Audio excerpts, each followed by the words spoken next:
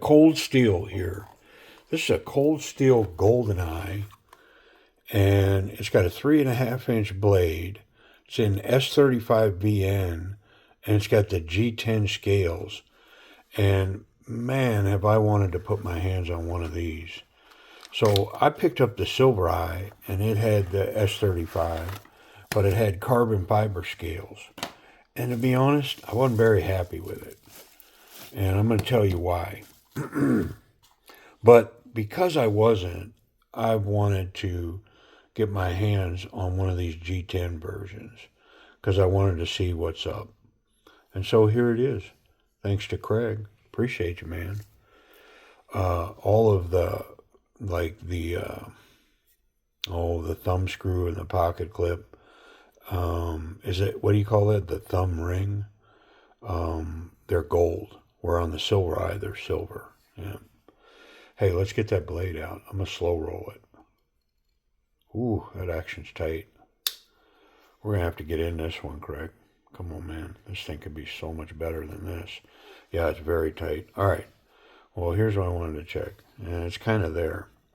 So on the silver eye with the carbon fiber, the insides of the scales in this spot right here are not knocked down.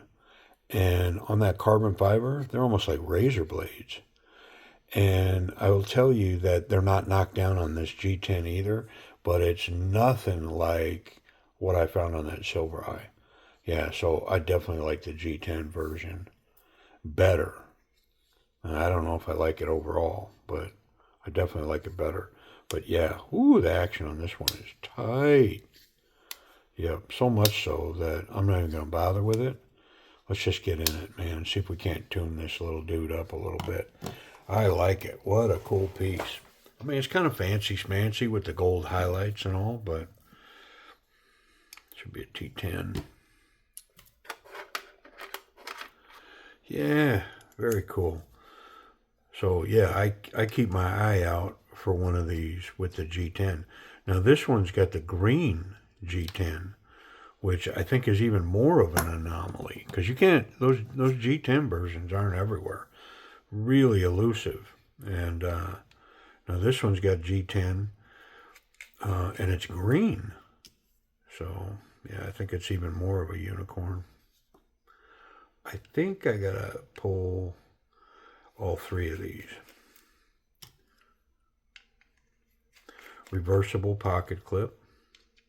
And with the nature of the knife and the lock, fully ambidextrous. You know, you just flip the clip and it's a left-hand knife.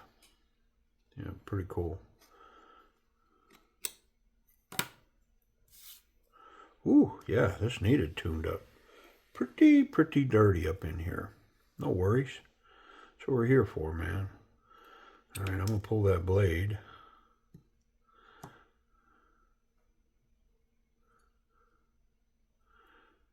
No Teflon in here, just the copper. Yep, just copper, no Teflon.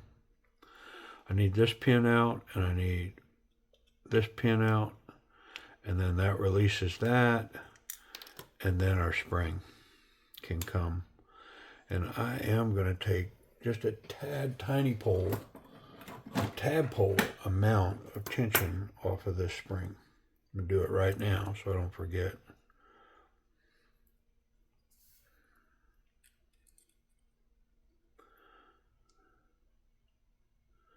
There we go. All right, so that's ready for us. Well, let's get to wiping, and we'll polish these up as well, and we'll put it back together and have high expectations for a smooth functioning knife. Yeah, we're kind of dirty up in here. No biggie. I mean, trying to see if I can see any indicators if it's been carried. I don't really see anything. I don't see any wear in the normal spots, the clip. Yeah, I'm not noticing anything. I'm going to put this back. Yeah, what do we got there? Maybe that was factory grease, I'm not sure. Pretty dirty though.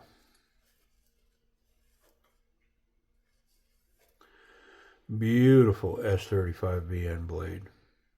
Yep.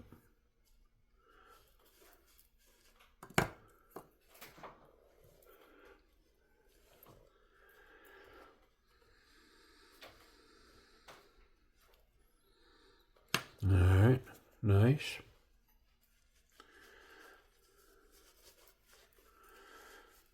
About to have a Leonard moment. Just start talking to my knife here. Yeah, smooth. Action. Parts are clean. Ugh, this pretty girl was. Look how dirty it was. All of this is from this knife. Yeah, this was a clean towel. I mean, I don't mind cleaning up your knife, but I'm gonna have to charge it. What are they? Cleaning supplies. What are, like if you take it to a garage, they charge you that fee now. Supplies or whatever they call it.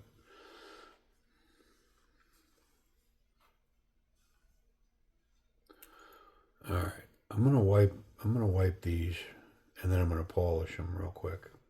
But I want to get that dirt and grease and whatever else that is. All right. Well, I think we're cleaned up. Ooh, don't lose that. Come on. Let me get a belt here. I think I'm going to use my 3M 800 grit Trizac belt. Yep.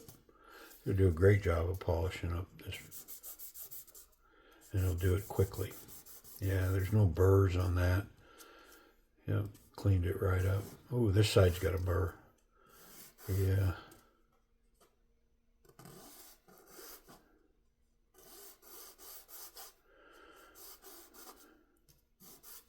There we go. Yeah, it had a burr, some kind of lip. I'm still fighting it.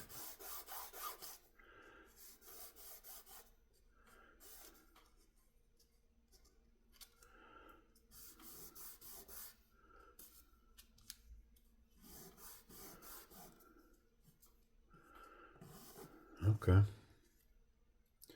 Let's try this one. I think I felt a little lip on there, but it ripped it right off. So I think we're in good shape.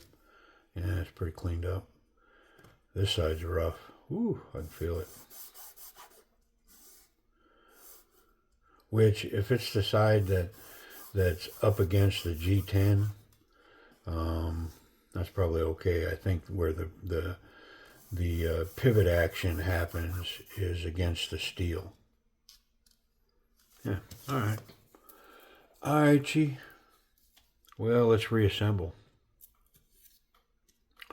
Need our pivot, which is captured in that G10 scale. Which, you know, I mean, I've heard people not be happy with that. It's like, well, it can strip out or whatever. But it's really only there to provide a little tension so that you can tighten the other side, right? Like it's not, it has nothing to do with the strength of the action or the knife necessarily per se. Yeah, that's the right.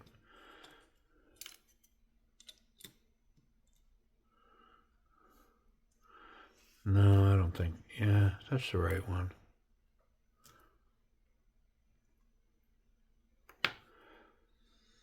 Is it? Or is it this one? I think it's that one.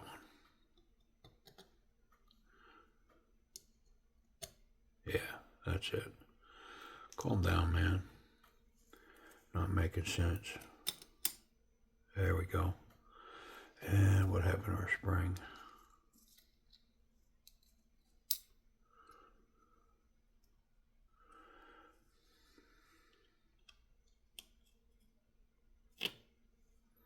Okay. That be it. Let's get that pivot on there.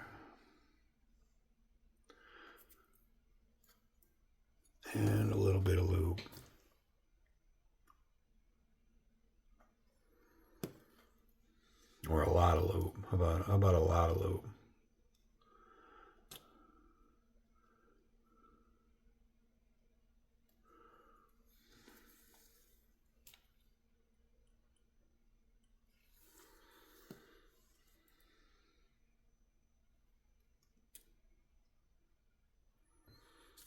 Okay.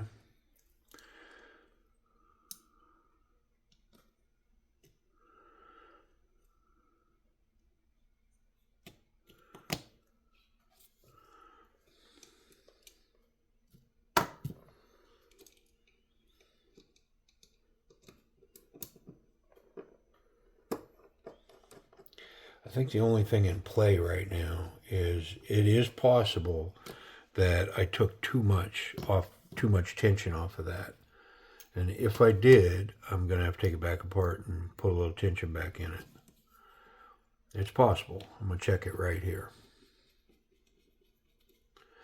before I go dealing with the rest of those screws.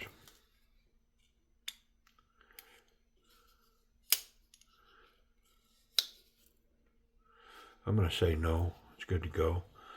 But oh my goodness, is that thing flying now. The action on it. Oh, wow.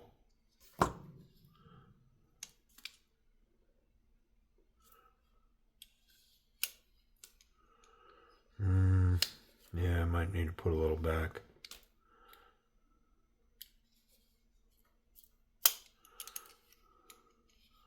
Only because I don't got enough to really hold it in here. I think I want a little more than that, holding that down. So, yeah, I'm going to put a little bit back on that spring. All right, I'll be right back. Okay, a little tweak here, a little tweak there. Here tweak, there tweak, everywhere tweak, tweak. Yeah. But in the end, look at this thing. Man, it's beautiful. In the end, what do we got? Yep, drop shut, shake it down, thumb flick, drop it down, spidey flick. Yeah, it's running really well, and it's locked up super tight. I think there may be a little concession here in that, and you could take it out, but it's going to affect everything I just showed. But when it's closed, there's not a ton of tension here. It's pretty light. Now it is on the spring. You can see as I pull, it's moving the lock. So it's on the spring, just not a lot of tension there. Well, if I put tension on it, then it affects everything else. So it's kind of a choice. So I put it here. I don't know, Craig, you may not want it here, man. And I'd be happy to change it back for you, you know. Something tells me that you don't have an issue getting in here either. So, yeah. But either way, man. So let's rate the action. I mean, at this point, right now on this knife, with the triad and the way that these function, I'm going to say this is like A-level action for a triad. I mean, it's running really well for how these run. And the other thing of these is if you had this knife, if you would just carry it and use this knife, that action just get better and better and better. Yeah. It's got a wonderful slow roll. Spidey flick functions well.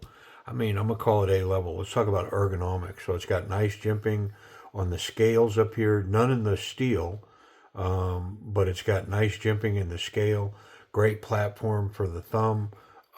Excellent little contouring for all the fingers. Every finger has its own contouring, and it works perfectly in my hand.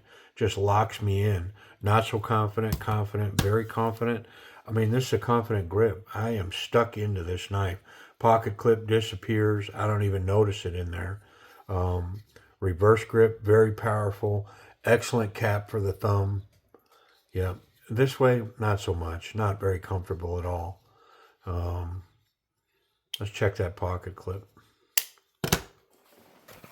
Oop. Knock everything over. There we go. On the thick stuff. Yep, it runs. Look at that gold. What a good look that is. Right? That looks good, man. with the green, the gold, the green. Excellent tension. Thinner jean style material. I mean, it's okay tension. It's not a dryer clip, but it is locking it in there. And then in that back pocket, yeah, good stuff. I mean, I find cold steel clips to be pretty competent. Safety, yeah, there's no blade contact back here, and the tip is recessed under the scales here. They do a good job and make it appear that they definitely pay attention to this. They don't want you to have blade contact ever. So if the knife's closed, I'm pretty confident that I can handle this knife however I want, and I'm not going to catch the sharp part. And so let's check the sharp part. Is it even sharp enough to matter? Yeah, this knife needs something. I'm going to try to strap it. I'm not sure if I'm going to profile it. I may reach out to him and ask him if he wants me to profile it. But let's hold a high angle on this edge so that we're only up on the actual edge bevel. I don't want to get up into the knife. And it's easy to do. You just hold the knife too flat, and then you're up in it.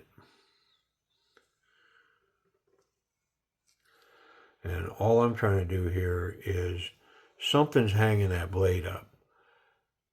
My hope is that it's a burr that just needed stropped. I felt nothing there running it through the wood, so I'm encouraged. We'll see. There we go. Off and running. Was it a burr?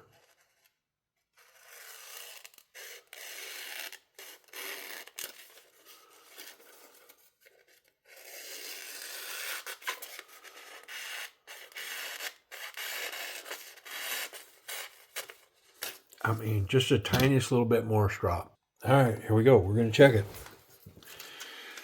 How do we do? Let's get rid of this hanging chad thing first. Something tells me that we're in pretty good shape here. What do we got?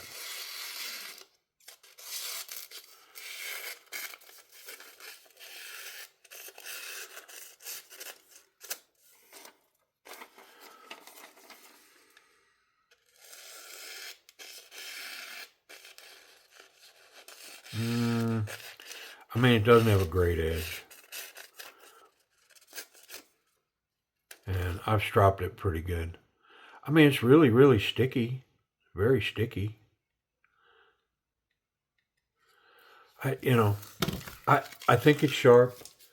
It's just, it's got some burrs. It's got some issues. It needs a good strop. I mean, yeah, it looks good. Definitely the factory edge. Just needs a good strop, man. All right. Well, the GoldenEye, it's kind of a unicorn. Like, they're hard to find, definitely hard to find with the G10. And so, I'm not sure where you can find one. You just have to follow like eBay or whatever, maybe do like Facebook chat rooms in search of. Of course, always be careful there because scammers live for those in search of. But my guess is, value on something like this is probably $100 plus for sure. I've seen some of these. Somebody's asking, in excess of $200. Now, am I going to get into one for $200? No. Because that silver eye, you can pick them up, I think under $100, and I think you can find these with the carbon fiber for sub $100 too. So yeah, but it's kind of a unicorn. Anyways, I appreciate you all looking and watching, and yeah, this thing, it's good. Now, like I say, I've got that part of the action working stupendously. This part, it's a little loose, but it's a trade-off, I believe, because now I've got solid lockup, excellent action, drop shut. Yeah, pretty cool. All right. Hey, listen, appreciate y'all watching. Hey, to the end, right? Hey, you know I couldn't leave my man hanging like that, so I had to put a little strop work on it. And that's all I did. I just put some strop work on it and cleaned up this edge, man. I mean, it's not perfect, but it looks like the stock edge, so I did not want to reprofile this or mess with it, but I did strop it and get whatever all that jagged stuff going on. I got it off of there. Appreciate you staying to the end, and if you did, you got to see the end result, right? Thanks, man. See y'all.